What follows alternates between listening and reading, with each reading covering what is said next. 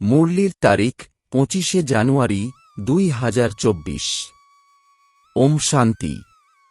মধুবন থেকে বাপদাদা বলছেন, মিষ্টি বাচ্চারা, তোমাদের আশ্চর্যান্বিত হওয়া উচিত যে আমরা কিরকম মিষ্টি বাবাকে পেয়েছি, যার মধ্যে কোনো ইচ্ছা নেই অথচ কত বড়দাতা, নেওয়ার একটুও কোনো ইচ্ছা নেই। প্রশ্ন, বাবার ওয়ান্ডারফুল পার্ট কোনটি? 100% নিষ্কামী বাবা কোন কামনা নিয়ে সৃষ্টিতে এসেছেন? উত্তর, বাবার ওয়ান্ডারফুল পার্ট হল পড়ানো। তিনি সার্ভিস করার জন্যই আসেন, পালনা দিতে আসেন। ভালোবেসে বলেন, বাচ্চারা এটা করো। জ্ঞান শোনান, কিছুই নেন না।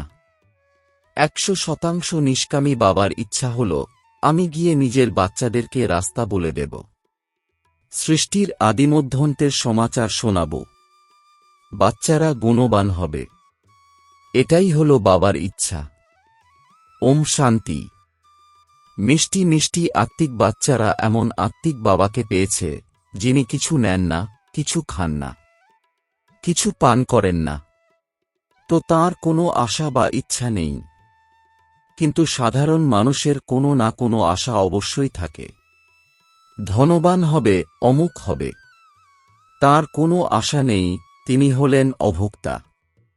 তোমরা শুনেছিলে যে এক সাধু বলতো যে আমি কিছু পান করি না। এ তো বাবাকে কপি করছে। সারা বিশ্বে এক বাবাই আছেন যিনি কিছু নেন না। তো বাচ্চাদেরকে চিন্তা করতে হবে যে আমরা কার সন্তান। বাবা কিভাবে এসে এনার মধ্যে প্রবেশ করেন? নিজের কোনো ইচ্ছা নেই, নিজে তো গুপ্ত থাকেন। তাঁর জীবন কাহিনীকে তোমরা বাচ্চারাই জানো। তোমাদের মধ্যেও অল্প কয়েকজন আছো যারা সম্পূর্ণভাবে বুঝতে পারো। হৃদয় দিয়ে ভাবতে হবে যে আমরা এমন এক বাবাকে পেয়েছি যিনি না কিছু খান, না পান করেন, না কিছু নেন। তাঁর কিছুই দরকার নেই। এক নিরাকারকেই উচ্চ থেকে উচ্চতম ভগবান গাওয়া হয়ে থাকে। তাঁকেই সবাই স্মরণ করে। সেই বাবাও অভোক্তা, টিচারও অভোক্তা, সদ্গুরুও অভোক্তা। কিছুই নেন না, নিয়ে তিনি কি করবেন? ইনি হলেন ওয়ান্ডারফুল বাবা। নিজের জন্য অল্প একটুও আশা নেই। এমন কোনো মানুষ হয় না। মানুষের তো খাদ্য, কাপড় ইত্যাদি সবই চাই। আমার কিছু চাই না। আমাকে তো আহ্বান করে বলে যে এসে পতিদেরকে পাবন বানাও। আমি হলাম নিরাকার, আমি কিছু নিই না। আমার তো কোনো আকারই নেই। আমি কেবল এনার মধ্যে প্রবেশ করি আর খায় পান করে এর আত্মা। আমি আত্মার কোনো আশা নেই। আমি সার্ভিস করার জন্যই আসি। চিন্তা করতে হবে, কিরকম ওয়ান্ডারফুল খেলা। এক বাবাই হলেন সকলের প্রিয়। তাঁর অল্প একটু আশা নেই। কেবল এসে পড়ান, পালনা করেন। আদর করে বলেন, মিষ্টি বাচ্চারা এটা করো। জ্ঞান শোনান, কিছুই নেন না। করণ করা বনহার হলেন এক বাবাই। মনে করো শিব বাবাকে কিছু দিয়েছ। তিনি কি করবেন? টলি নিয়ে খাবেন কি? শিব বাবার তো শরীরই নেই। তাহলে নেবেন কি করে? আর সেবা দেখো কত করেন। সবাইকে ভালো ভালো মত দিয়ে ফুলের মতো তৈরি করেন। বাচ্চাদের আশ্চর্য হওয়া উচিত। বাবা তো হলেনই দাতা। দাতাও কত মহান, আর বিন্দুমাত্র ইচ্ছা নেই। ব্রহ্মা বাবার যদিও চিন্তা হয়, এত বাচ্চাকে দেখাশোনা করতে হবে, টাকা পয়সা যা কিছু আসে সেসব শিব বাবার জন্যই আসে। আমি তো সব কিছু সাহা করে দিয়েছি। বাবার শ্রীমতে চলে নিজের সবকিছু সফল করে ভবিষ্যৎ নির্মাণ করছি। বাবা তো হলেন 100% নিষ্কামী। কেবল এই চিন্তাই আছে যে সবাইকে রাস্তা বলে দেব, সৃষ্টির আদিমধ্যন্তের সমাচার শোনাব। তারা তো এসব কিছু জানে না। তোমরা বাচ্চারাই জানো। বাবা টিচারের রূপে পড়াচ্ছেন। ফি ইত্যাদি কিছু নেন না। তোমরা শিব বাবার নাম করে নিচ্ছ। সেখানে রিটার্ন প্রাপ্ত হবে। শিব বাবার কি এই ইচ্ছা থাকে যে আমি নর থেকে নারায়ণ হব? বাবা তো ড্রামা অনুসারে পড়াচ্ছেন। এমন নয় যে তার মধ্যে এই আশা আছে আমি উচ্চ থেকে উচ্চতম সিংহাসনধারী হব। না, সবকিছুই নির্ভর করছে পড়াশোনার উপর আর দৈবী গুণ ধারণের উপর। আবার অন্যদেরকেও পড়াতে হবে। বাবা দেখছেন ড্রামা অনুসারে কল্পপূর্বের ন্যায় এনার্জি এক চলছে, সাক্ষী হয়ে দেখেন। বাচ্চাদেরকেও বলেন যে তোমরাও সাক্ষী হয়ে দেখো, নিজেকেও দেখো আমরা পড়ছি নাকি পড়ছি না, শ্রীমতে চলছি নাকি চলছি না, অন্যদেরকেও নিজের সমান বানানোতে আমরা সার্ভিস করছি নাকি করছি না। বাবা তো এনার মুখ লোন নিয়ে বলছেন, আত্মা তো হল চৈতন্য, তাই না? মৃত ব্যক্তি তো কথা বলতে পারে না, অবশ্যই চৈতন্যের মধ্যেই আসবেন। তো বাবা কতই নিষ্কামী, কোনো আশা নেই। লৌকিক বাবা তো মনে করো যে বাচ্চারা বড় হলে আমাকে খাওয়াবে, এনার তো কোনো আশা নেই। বাবা জানেন যে ড্রামাতে আমার পার্টি হলো এরকম, কেবল এসে পড়াই, এটাই ড্রামাতে নির্ধারিত আছে। সাধারণ মানুষ ড্রামাকে একদমই জানে না। বাচ্চারা তোমাদের এই নিশ্চয় আছে যে বাবাই আমাদেরকে পড়াচ্ছেন, এই ব্রহ্মাও পড়ছেন। অবশ্যই ইনি সবার থেকে ভালো পড়াশোনা করেন, ইনিও শিব বাবার খুব ভালো সহায়ক। আমার কাছে তো কোনো ধন নেই, বাচ্চারাই ধন দেয় আর নেয়, দুই মুঠো দেয় আর ভবিষ্যতে নেয়। কারো কাছে কিছু নেই, তাই কিছু দেয় না। তবে হ্যাঁ, ভালোভাবে পড়লে ভবিষ্যতে ভালো পথ পাবে, সেটাও খুব অল্প সংখ্যক যাদের স্মরণে থাকে যে আমরা নতুন দুনিয়ার জন্য পড়ছি। এটা স্মরণে থাকলেও মনমনা ভব থাকতে পারবে। কিন্তু অনেকেই আছে যারা দুনিয়ার কথাতে সময় নষ্ট করে বাবা কি পড়াচ্ছেন, কিভাবে পড়াচ্ছেন, কত উচ্চ পদ পেতে হবে, এইসব কিছু ভুলে যায়। নিজেদের মধ্যেই লড়াই ঝগড়া করে টাইম ওয়েস্ট করতে থাকে। যে বড় পরীক্ষায় পাশ করে সে কখনো নিজের সময় ওয়েস্ট করে না, ভালোভাবে পড়ে শ্রীমতে চলে। শ্রীমতে তো চলতে হবে, তাই না? বাবা বলছেন তোমরা তো বাবার নির্দেশ পালন করো না। শ্রীমত দিই যে বাবাকে স্মরণ করো তো ভুলে যাও, এটা তো দুর্বলতা বলা হবে। মায়া একদম নাক ধরে ছোবল মেরে মাথার উপরে বসে যায়। এটা হলো যুদ্ধের ময়দান, তাই না? ভালো ভালো বাচ্চার উপরেও মায়া জয়লাভ করে ফেলে, তারপর নাম কার বদনাম হয়? শিব বাবার। গায়নও আছে গুরুর নিন্দুক কোনো পথ পায় না। এইরকম মায়ার কাছে পরাজিত হলে কিভাবে পথ পাবে? নিজের কল্যাণের জন্য বুদ্ধি দিয়ে চিন্তা করতে হবে যে আমি কিভাবে পুরুষার্থ করে বাবার থেকে উত্তরাধিকার নেব। ভালো ভালো মহার্থীদের মতো হয়ে সবাইকে রাস্তা বলবো। বাবা সার্ভিসের যুক্তি তো খুব সহজ বলে দেন।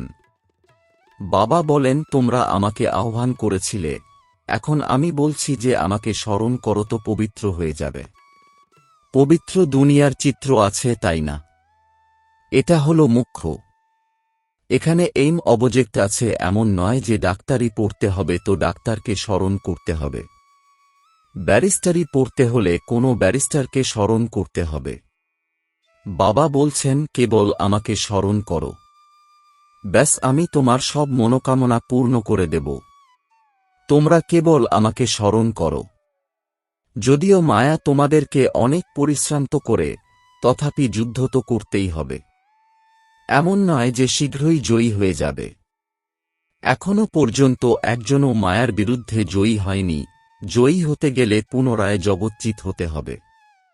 গাইতে থাকে আমি গোলাম তোমার। এখানে তো মায়াকে গোলাম বানাতে হবে, সেখানে মায়া কখনো দুঃখ দেবে না।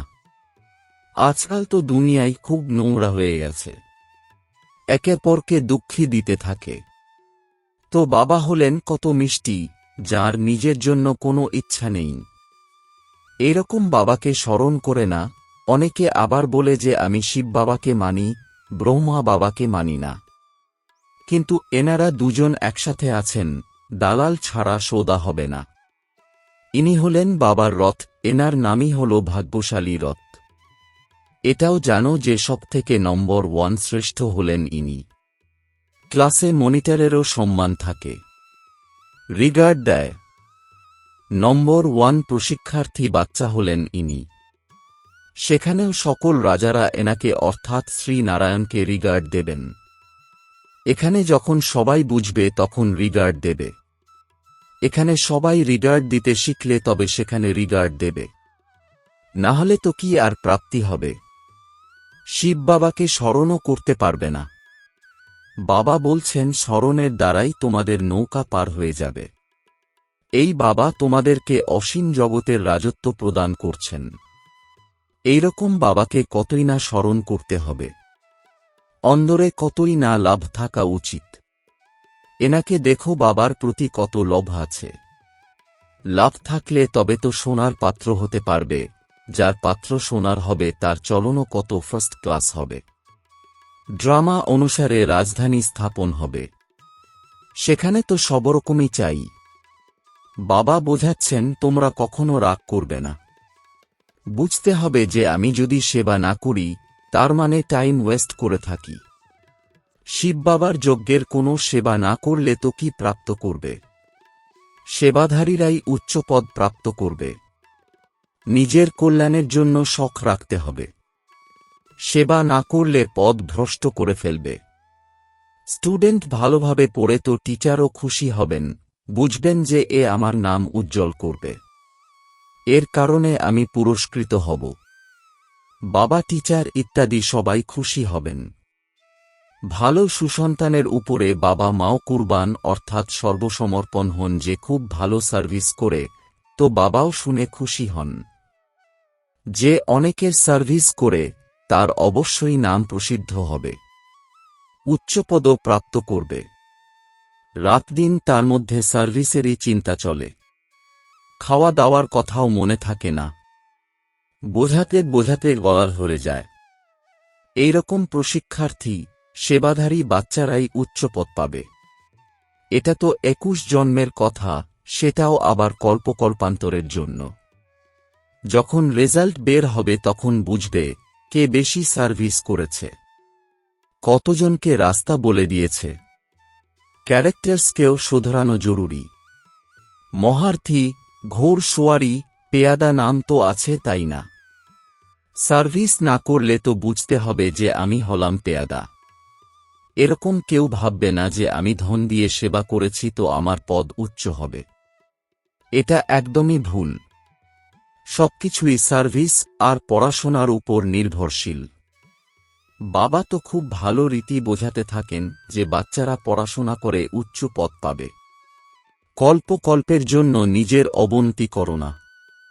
বাবা দেখছেন এ নিজের ক্ষতি করছে, সে নিজেও সেটা বুঝতে পারছে না। এটা ভেবে খুশি হচ্ছে যে আমি তো টাকা দিয়েছি, এই জন্য মালাতে নিকটবর্তী কোনো দানা হব। কিন্তু যদিও টাকা দিয়েছ অথচ জ্ঞান ধারণ করনি, যোগ করনি, তাহলে কোন কাজের হলে? যদি নিজের উপর করুণাই না করো তাহলে বাবাকে কি ফলো করো? বাবা তো এসেইছেন বাচ্চাদেরকে ফুল বানানোর জন্য। যে অনেককে ফুল বানাবে তার প্রতি বাবাও সর্বসমর্পিত হয়ে যাবেন। স্থূল সেবাও অনেক আছে। যেরকম বাবা ভাণ্ডারীর অনেক মহিমা করেন, তিনি অনেকের আশীর্বাদ প্রাপ্ত করেন। ভাণ্ডারী অর্থাৎ যিনি দেখাশোনা করেন। যে যত বেশি সার্ভিস করে সে নিজেরই কল্যাণ করে, নিজের সর্বস্ব সার্ভিসে প্রদান করে, নিজের জন্যই উপার্জন করে, অত্যন্ত ভালোবাসার সাথে সার্ভিস করে। যে খিটখিট করে সে নিজেরই ভাগ্য খারাপ করে।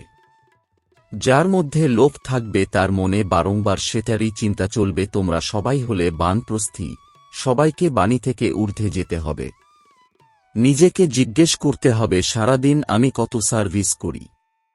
কোনো বাচ্চার তো সার্ভিস না করলে সুখ আসে না। কারো কারো আবার বুদ্ধির উপর বা পড়াশোনার উপর ব্রহ্মচারী বসে যায়। বাবা তো সবাইকে একই রকম পড়ান, কিন্তু বুদ্ধি কারো একই রকম হয় না। তথাপি পুরুষার্থ তো করতে হবে, তাই না? না হলে তো কল্পান্তরের পদ এইরকম হয়ে যাবে। শেষে যখন রেজাল্ট বের হবে তখন সবাই সাক্ষাৎকার করবে, সাক্ষাৎকার করে ট্রান্সফার হয়ে যাবে। শাস্ত্রতেও আছে যে অন্তিম সময়ে সবাই অনুতাপ করবে আর বলবে যে ফালতু সময় নষ্ট করেছি, কল্পান্তর ধরে অনেক ধোঁকা খেয়েছ। বাবা তো সাবধান করতে থাকেন।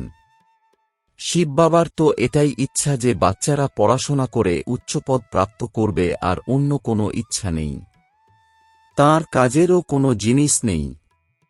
বাবা বোঝাচ্ছেন বাচ্চারা অন্তর্মুখী হও। দুনিয়ার সবাই তো বহির্মুখী, তোমরা হলে অন্তর্মুখী। নিজের অবস্থাকে দেখতে হবে আর সংশোধন হওয়ার পুরুষার্থ করতে হবে।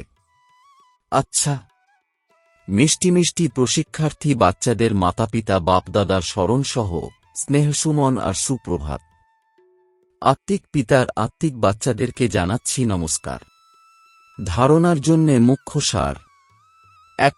সাক্ষী হয়ে নিজের পাঠকে দেখো, আমি ভালোভাবে পড়ে অন্যদেরকে পড়াচ্ছি নাকি পড়াচ্ছি না। অন্যদেরকে নিজের সমান বানানোর সেবা করছি কি। নিজের সময় জাগতিক বিষয়ে বরবাদ করো না। 2. অন্তর্মুখী হয়ে নিজেই নিজেকে শুধরাতে হবে। নিজের কল্যাণ করার শখ রাখতে হবে। সেবায় ব্যস্ত থাকতে হবে। বাবার সমান করুণাময় অবশ্যই হতে হবে। বরদান: সকল সময় নিজের দৃষ্টি, বৃত্তি, কৃতির দ্বারা সেবা করে পাক্কা সেবাধারী ভব। এর বিস্তার: সেবাধারী অর্থাৎ প্রতি সময় শ্রেষ্ঠ দৃষ্টির দ্বারা, বৃত্তির দ্বারা, কৃতির দ্বারা সেবা করা। যাকেই শ্রেষ্ঠ দৃষ্টি দিয়ে দেখো তো সেই দৃষ্টিও সেবা করে। বৃত্তির দ্বারা বায়ুমণ্ডল তৈরি হয়। স্মরণে থেকে কোনো কাজ করলে বায়ুমণ্ডল শুদ্ধ হয়ে যায়। ব্রাহ্মণ জীবনের শ্বাসই হল সেবা। যেরকম শ্বাস না চললে মূর্ছিত হয়ে যায়, এইরকম ব্রাহ্মণ আত্মা সেবাতে বিজি না থাকলে তো মূর্ছিত হয়ে যাবে। এই জন্য যত স্নেহী, ততই সহযোগী, ততই সেবাধারী হও। স্লোগান: সেবাকে খেলা মনে করো তো ক্লান্ত হবে না, সদা লাইট থাকবে। ওম শান্তি।